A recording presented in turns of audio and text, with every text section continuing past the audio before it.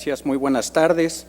Con su permiso, señora presidenta, compañeras diputadas, diputados, representantes de los medios de comunicación y público que nos acompaña. Este año conmemoramos el 100º aniversario del asesinato artero de uno de los personajes más auténticos y emblemáticos de la lucha por la justicia en nuestro país. Es el general Emiliano Zapata Salazar, mexicano oriundo del pequeño poblado de Anenecuilco, Morelos, a quien hoy recordamos y rendimos homenaje. En la historia de la humanidad, pocos hombres alcanzan, por su actuar congruente, por su solidez moral, el carácter del héroe mítico que trasciende el tiempo y con ello la eterna frontera de la muerte. Emiliano Zapata es uno de ellos. Su destacado papel en la primera revolución social del siglo XX en el mundo se explica por el adverso contexto social que se vivía en el país. A principios del siglo XX, la población de México estaba conformada mayormente por campesinos indígenas, quienes además de padecer el agravio de ser despojados de sus parcelas y sus aguas, sufrían la arbitrariedad y despotismo del régimen porfirista. Recordemos que para el campesino mexicano, la tierra no solo representa un mero medio de producción que le permite la manutención de su familia, es un nexo fundamental con la visión cosmogónica del universo heredada de sus antepasados, concepción de antiguas raíces prehispánicas, legado genuino de una de las civilizaciones originarias de la humanidad.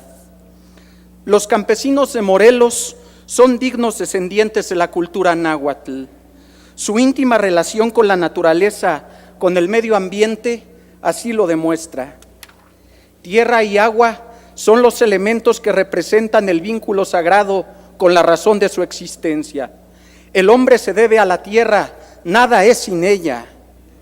Es por esto que la lucha de los campesinos indígenas por la recuperación de sus tierras ancestrales y en contra de los abusos cometidos por los hacendados está enraizada en un profundo sustrato histórico.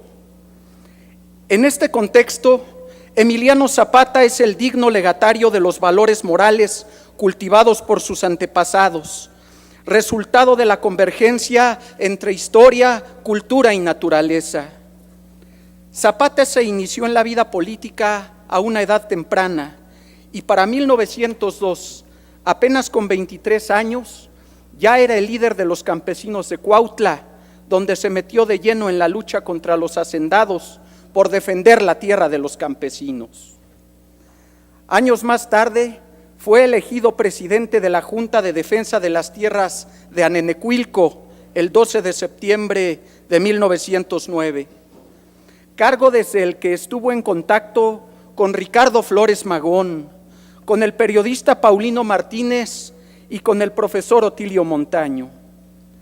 Para él, lo fundamental era recuperar lo que por derecho les pertenecía a los campesinos e implementar el reparto de tierras, principio fundamental recogido en el Plan de Ayala, que se convirtió en el acta constitutiva del nuevo orden social y político al que aspiraba y en el documento que daría cuerpo y forma al profundo contenido de la lucha zapatista. En el excelente texto de Rosalind Rousseau, así firmaron el Plan de Ayala, don Francisco Mercado, un ilustre hombre de Chiautla, narra lo siguiente. En los ratos que platicaba el profesor Montaño con el jefe Zapata, este quería que hubiera un plan porque nos tenían por puros bandidos y comevacas y asesinos y que no peleábamos por una bandera. Y ya don Emiliano quiso que se hiciera este Plan de Ayala para que fuera nuestra bandera. La convocatoria a los miembros del Ejército Libertador del Sur en Ayozustla para la firma del Plan de Ayala tuvo para Zapata un gran significado histórico, pues logró aglutinar a su gente en torno al principio inalienable de justicia. A partir de ese momento, el movimiento tenía pendón y bandera.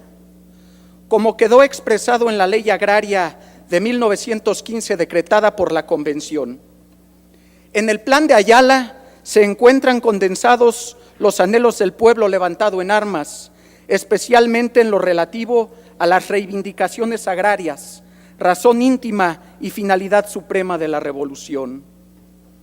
Si bien el Plan de Ayala es el documento que sintetiza y refleja la lucha de los campesinos indígenas zapatistas, ponerlo en práctico significó intentar llevar hasta sus últimas consecuencias las reivindicaciones que para Emiliano Zapata eran el fin de la revolución: restablecer el orden justo que permitiera una vida digna para el campesino, su familia y su comunidad, y en consecuencia una mejor patria para los mexicanos. Baste recordar que en el periodo comprendido entre 1912 y 1919, los zapatistas en los territorios bajo su control, particularmente en Cuautla, liquidaron el latifundismo y repartieron la tierra. Confiscaron los ingenios y una gran empresa papelera y los pusieron a trabajar en beneficio de la población. Fundaron un banco agrícola y abrieron numerosas escuelas primarias, incluso para adultos.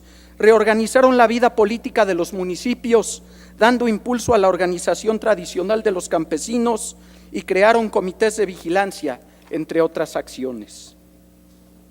La trascendencia del pensamiento zapatista expresado en el Plan de Ayala se constata en la Constitución de 1917, particularmente en el artículo 27, en cuya redacción participó destacadamente el ilustre mexiquense don Andrés Molina Enríquez.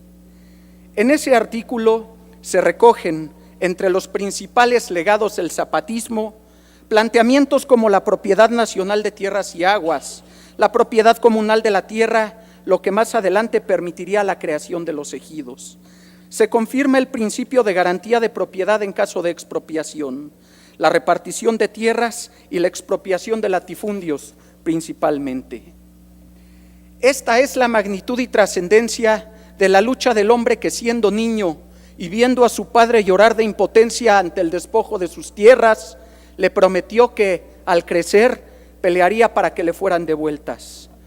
Hoy recordamos el día en que hace un siglo fue asesinado un hombre cabal, el luchador social cuya causa sigue siendo vigente.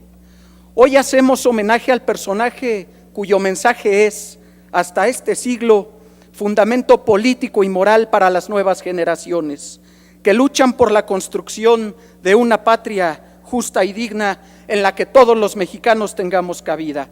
¡Que viva el general Emiliano Zapata! Muchas gracias.